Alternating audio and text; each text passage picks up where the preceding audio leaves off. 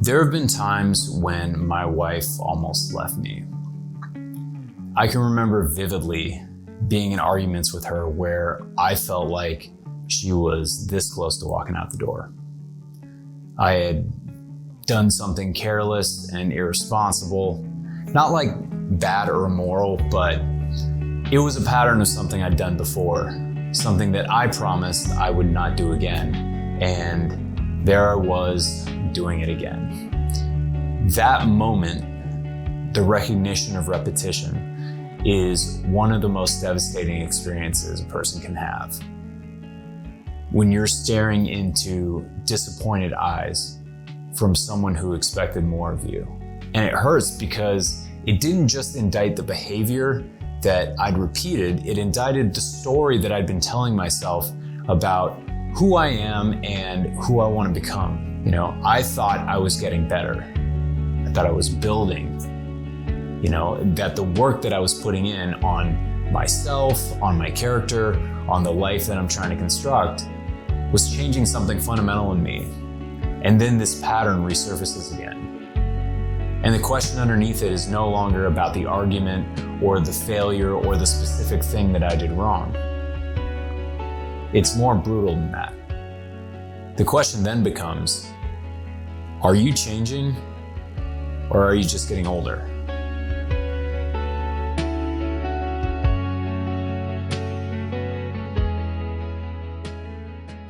The brain is a prediction machine. Its primary job is not to perceive reality accurately, but to predict what comes next based on what has come before, and to minimize the energy cost of doing so. So familiar patterns, even destructive ones, are computationally cheap. They're deeply grooved in your brain. The neural pathways of an old behavior are literal physical structures in the brain, built by repetition, reinforced by years of use. When you commit to changing a fundamental pattern, you're not simply making a decision, you're declaring war on your own nervous system, on the version of yourself that has been optimized over years to operate in a particular way. That version doesn't surrender easily. It reasserts itself under stress. In the moments when your conscious resources are depleted and the automatic self takes over, this is why men change in the calm and revert in the crisis. Not because they're hypocrites, but because the new self is still thin and requiring conscious effort that the old self has long since made automatic. There's a philosopher, Charles Taylor, and he wrote what he called strong evaluations. Most men, he argued, never fully surface these. They operate according to a self-image that they've never interrogated. They've never chosen, they've never consciously rebuilt from the ground up. They inherited it, accumulated it, drifted into it, and they're baffled when it keeps producing outcomes that they don't want. They've never gone deep enough to find where the outcomes are actually being generated. You can't change the output without changing the source. And the source is not your behavior, it's your identity. It's the story that you're living inside most of the time without even knowing.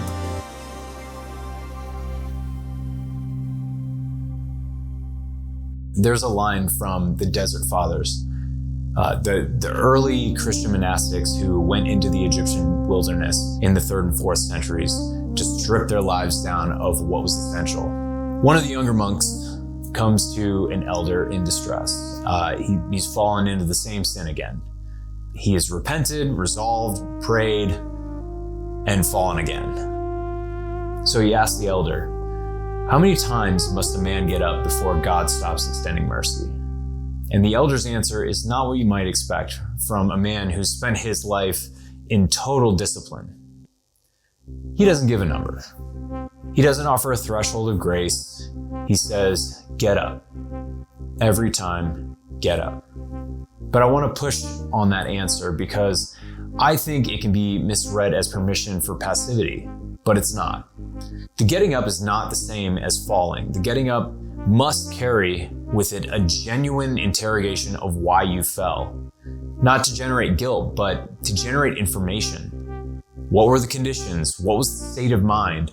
What was the gap between the person you were in that moment and the person that you intended to be? The repetition of failure is not simply moral weakness, it's data. It's telling you something specific about the distance between the person you believe yourself to be and the one who shows up under pressure, under the accumulated weight of a difficult life. The Stoics called this gap between the Prokopton, which is the man making progress, and the sage. The sage, by the way, they admitted freely, may not exist.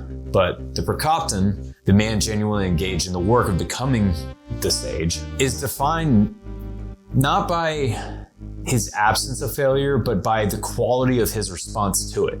I hope that makes sense. So does the failure produce information that changes behavior, or does it produce remorse that fades and leaves the structure intact? Remorse without reconstruction is just suffering with no return on your investment.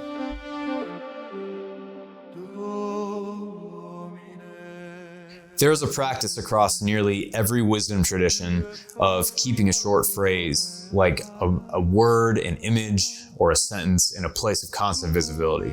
Not as a decoration, but as interruption.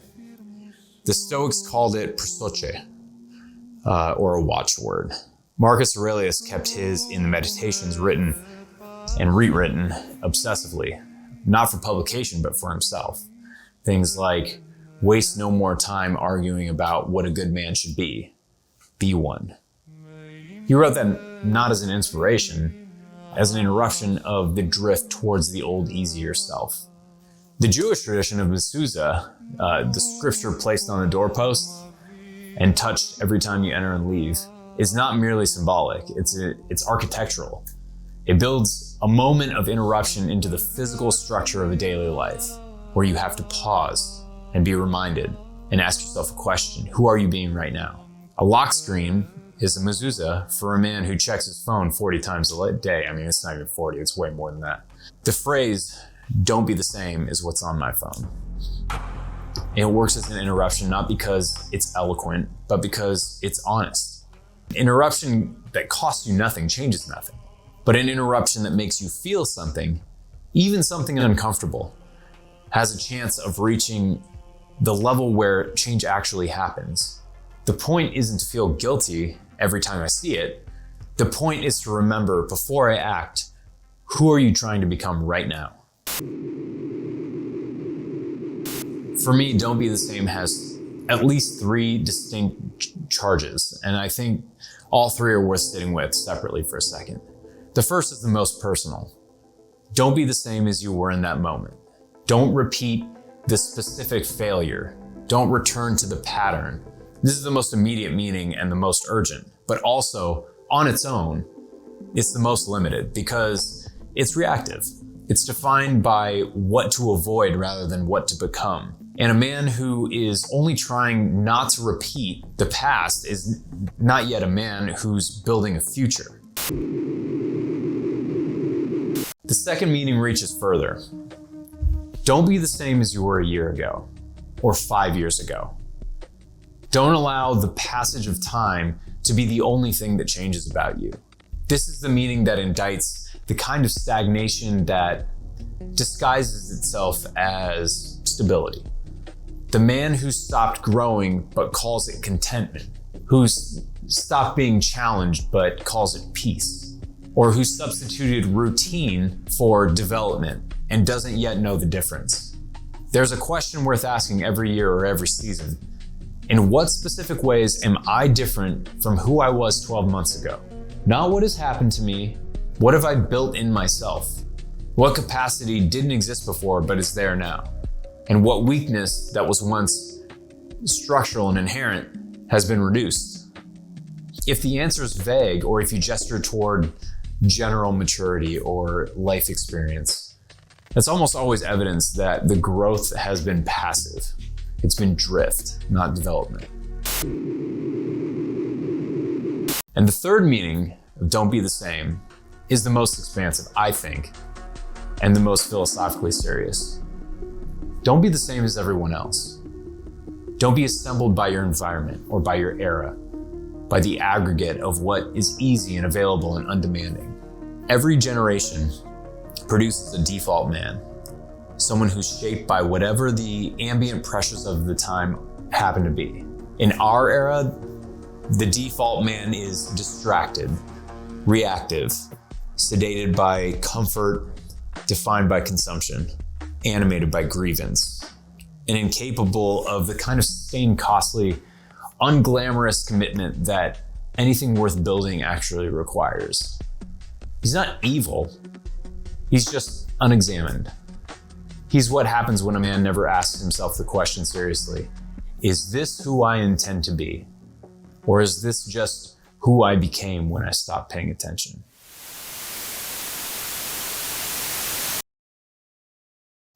I want to be honest about what this actually requires, because the version of personal transformation that gets sold, like the version that moves from insight to identity in a clean ascending line, is not the version that exists in real life. The real version is slower. It's more repetitive and more humbling because you're going to make mistakes.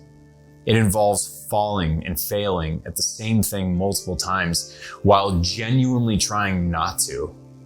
It involves the specific discomfort of being in a moment where the old self is available and the new self requires effort. Real effort, not the effort of a good day, but the effort of a depleted, pressured, ordinary Tuesday, and choosing to do the harder thing anyway. It involves people closest to you seeing the gap between who you say you want to be and who you actually are in the moments that matter. That visibility is very painful in a way that private struggle is not. When the person who knows you best can trace the outline of your patterns better than you can, there's nowhere to hide from the distance between your intentions and your execution. And that visibility is also, I think, one of the more important gifts available to a person if you can receive it without collapsing into defensiveness or shame. The people who witness our failures and remain, who can name and see with precision, not cruelty, not because they want to diminish us, but because they need us to actually become what we keep promising that we're going to. Those people are doing something that most of the world won't do. They're holding us to the standard we set for ourselves. And that's worth something. It's worth the discomfort of being seen clearly. That capacity to receive accurate information about yourself without flinching from it is in itself a form of strength that most people never develop.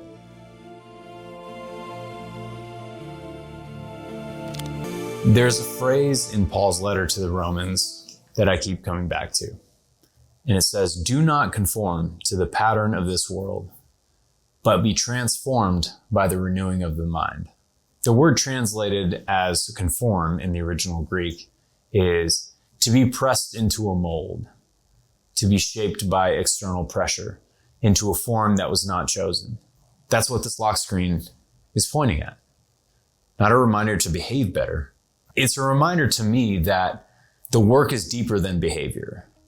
That what needs to change is not just the action in the moment, but the person who arrives at the moment. There's going to come a time where the people relying on you are going to need a new, better version of you. They're going to need for a changed version of you to show up. You're going to have that opportunity. It's going to happen. If it hasn't already happened, it will happen again. I promise you that. And when it does, don't be the same.